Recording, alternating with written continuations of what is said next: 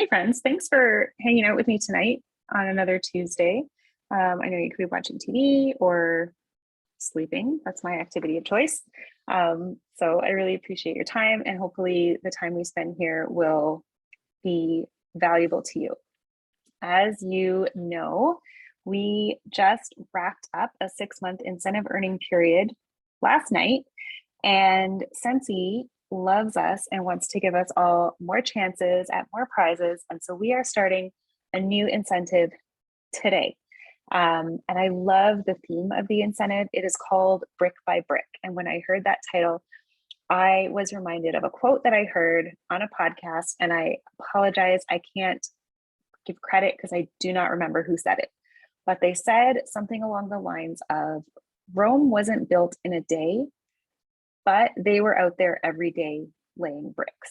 So to me, that means that great things take time and consistent action, right? You don't hear about the years they spent drawing blueprints for Rome.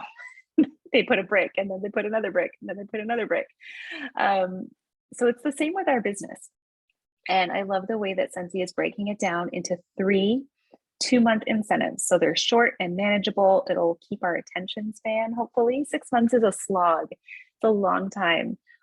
So this is really fun. It's going to help us to stay engaged, stay excited, and build momentum going into hopefully another big fall incentive, but that's a long ways away.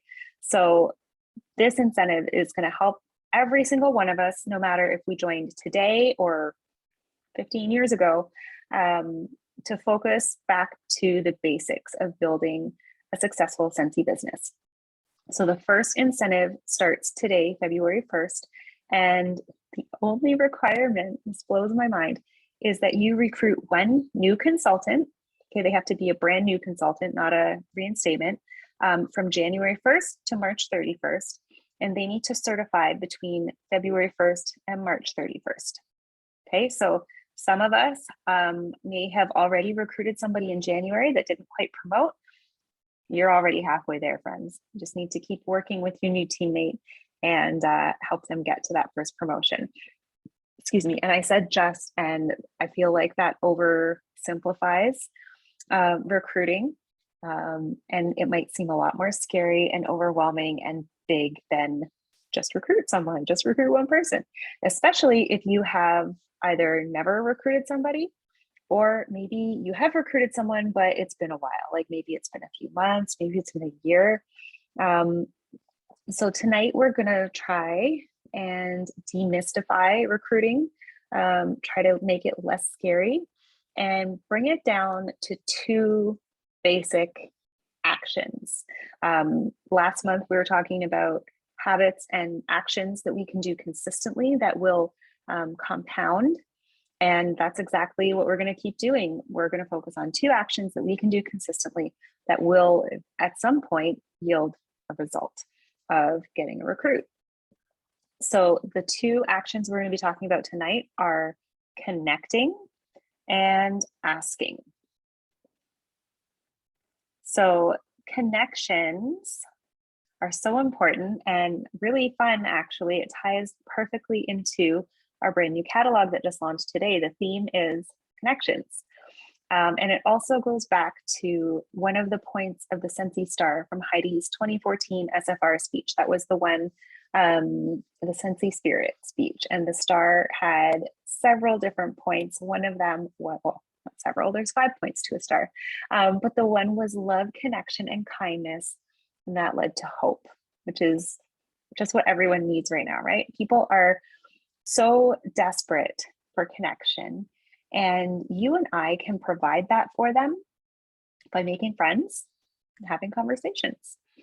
So we're going to go over something. I did share this on a training last fall, but some of you have joined since then, and some of you might have missed it, and it's buried somewhere on Facebook. So I'm going to share it again today.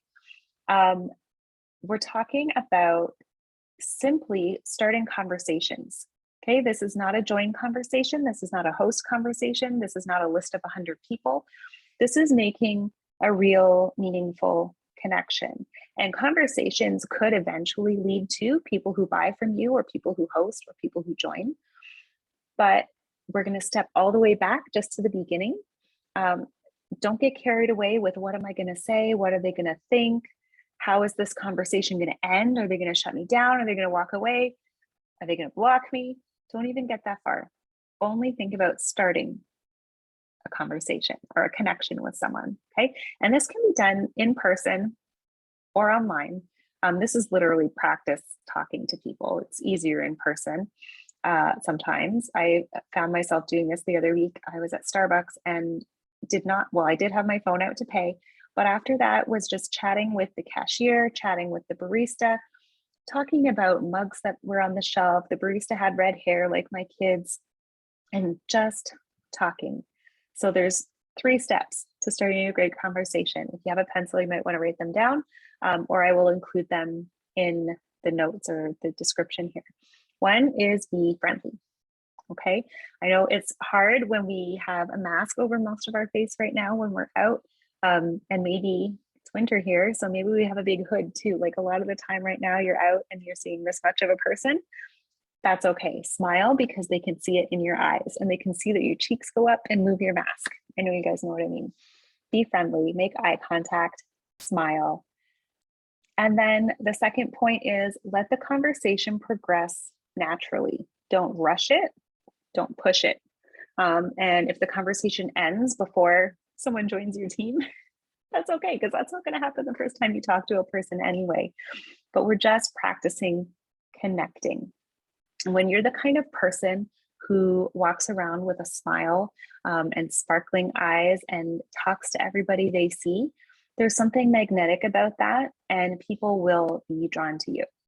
Okay, the third part of the formula to starting a great conversation is making either a simple statement about yourself, like, oh my goodness, I can't wait to try this new coffee that you just recommended to me, or I'm back at Starbucks, can you tell?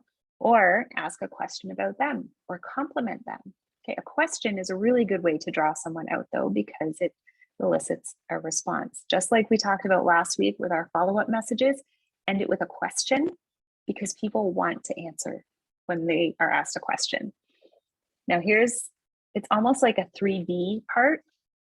Once you've made a statement or asked a question, you need to listen. That's the other part of connection. Connection goes 2 ways. Okay, it's not you just like vomiting a bunch of information, even if it is compliments, that's great, but it's not a connection if it's only one way, right? Now, there was a bit of an exercise that we are going to skip, but I want you to think about conversations that you've had when you have an end in mind, and you maybe try to shortcut past the connecting phase to get to your point. Like when you say hi to the barista and you order your coffee, and then you say, hey, have you ever tried Scentsy? It feels a little awkward and forced, right? But when you let a conversation progress naturally, chances are you're both feeling relaxed, you're both smiling. Chances are they'll talk to you again the next time you come across each other. So this was really basic conversations 101, literally just how to be a friendly person. And that might feel too simplistic, but I also feel like we have gotten so used to being in our homes, being behind screens, behind masks, keeping our distance, that natural conversation isn't necessarily natural anymore. So it's good to think through those steps and realize that it is actually pretty simple. All of us have a smile. All of us can compliment another person, and just let things progress naturally. Most people, like if you think of your best friend, other than your child, your best friend, you didn't meet and instantly become best friends. You didn't meet and instantly know everything about each other. That takes time. Okay, the connection grows over time. But this is literally how to spark those connections by starting great conversations. Okay, now back to our 2 points for today. One was connecting. That's action we can all take. This can also, by the way, be done online. You can't really smile at a person online, but your profile photo, for example, on Facebook or Instagram should be a picture of your face. and you should probably be smiling. Look friendly and look approachable. And same principles apply. Be friendly, use people's name, share something simple about yourself, or ask them a question about themselves, and just let it flow naturally. The second action that we're going to talk about, I'm going to take a sip because my throat's getting dry. The second action we can take to work towards sponsoring someone in February or March is asking. I once heard an incredible superstar director say that her best tip for recruiting was to ask them with your mouth. That's literally what she said. Ask them with your mouth. Talk to people. Like, it sounds simple and silly and funny, but it's so true. How many people have posted, join my team? Like, probably all of us, probably a whole bunch of times. I still do it kind of, but anyway, that basically never works. People may ask you to join your team. It does happen, but it happens rarely. I'd say maybe like 1 out of 10 people who've joined me have asked me. We're going to talk about that 1 out of 10 again in a minute. So you're not going to start a conversation like we just talked about and then segue right into, hey, do you want to start a Scentsy business? That's weird, and the connection will stop. But once you have built a connection and had several conversations and built a friendship and built trust with that person, you still need to ask them. They will not likely ask you. Many consultants that I've talked to and asked and surveyed over the years have said their only regret is not joining sooner, and that they would have joined sooner had somebody asked them. That might even be the case for you. Speaking of you, think about when you joined Scentsy. Think about who you joined. Was it your consultant? Was it a relative? Was it a best friend? Was it some random person you found on the consultant locator? All of those are valid and all of those happen. But first, think about who. What connection did you have with your sponsor when you joined? Why did you join them? How did you know them? Where did you meet them? Had you met them or had you not? This is a key question. What made you trust them? Okay, we know that people do business with people they know, like, and trust. So how did you know this person and obviously like them enough to trust them to start a business with them? How did they ask you? Did they ask you? Or were you one of the ones who asked them? They probably, I'm guessing, did not email you the consultant guide and every FAQ from the workstation and a dozen training videos, right? Like, that's not very inviting. It feels like homework. People don't want more pressure or more stress. They want connection and they want fun. And Scentsy can really provide both of those solutions. They can provide connection through all the people you meet, through your team, through your customers, through parties, through attending events, and fun. First of all, the product is so much fun. It's an experiential product that just makes you smile and feel good. So why wouldn't you want to share that? The enjoyment is contagious. Now, I mentioned 1 in 10, and this is known as the law of averages. And if you've been on my team for a while, you've heard me talk about this. And even if you haven't, you might have heard of this. Basically, the law of averages says that 1 out of every 10 people you ask will accept or will be interested in what you have to offer. That goes for buying. It also goes for joining. So, for example, if you asked 10 different people if they wanted to join your team or start a Scentsy business or whatever verbiage you use, become a consultant, 1 of them might take you up on that. Now, you could look at that and say, well, that's not very good. Like, 1 in 10 is kind of low. Or you could look at that and say, well, now I have the formula. Now I know all I need to do is ask 10 people, right? And then you can keep track of how many people you've asked. Keep a note in your phone or on a piece of paper and write down each person's name when you have a joint conversation with them. And then when you revisit and have another conversation with them, do a little check mark. You could even keep the date and see how many times it took and how long it took. Might not be exactly 1 in 10. I did an experiment one time and I think I got to 12.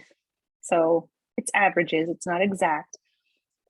But going off of what Jason Harwood said today in his live, he said, in February, just choose one thing and do it every day. February is short, there's only 28 days.